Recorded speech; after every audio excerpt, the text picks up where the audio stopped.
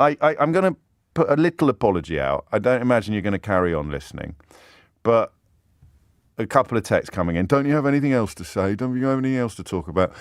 I do feel for you. One of the curses of being a liberal, being a centrist, whatever you want to call it, compassion is a curse. I even feel sorry for Liz Truss today, because one newspaper reports that her own father is so disgusted by her political journey that he can't bring himself even to talk about her. And that, you think, if you're human, if you're not built like Boris Johnson's built, you actually can feel sorry for Liz Truss. And if you're listening to me, and you've spent years listening to me, and here's another one. Here's let me get this. Here's Kevin Skinner. For God's sake, leave it, all in capital letters. The poor fella is literally screaming at his radio and sending capital letter texts or tweets into this, because now that mirror that you've spent years avoid, you're staring right into it, and you're seeing what I've seen all along, and you cannot. You're not ready to forgive yourself yet, so you're going to reach out, you're going to lash out in anger at all of the people who told you exactly what he was like. The straw that broke the camel's back was the promotion of a sex pest, and then lies about knowing he was a sex pest before the promotion. The straws that didn't break the camel's back, the parties, I'm doing it, I'm tooting my horn, I don't want to do my solo, I don't want to do my jazz solo, I want to save it for you, I want you to list the greatest hits.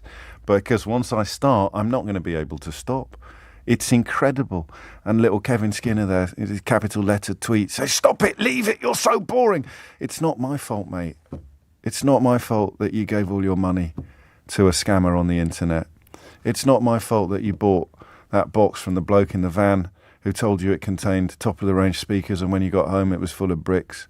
It's not my fault you replied to that text message saying that they'd failed to deliver a parcel to your house, and it turned out they'd emptied your current account. It's not my fault, mate. It's yours. It's yours now. The content for the con men, compassion for the conned, I think has reached its expiry date. If you're still signing up to this, if you're still swallowing it, if you're still buying it, if you're still doffing your cap and tugging your forelock and saying you got all the big calls right and muttering some bilge about Brexit and vaccines, it's on you now. Because he's gone. It's over. He's finished. And all that's left is you. Potless. Clueless. Victim. And still pretending that he's on your side.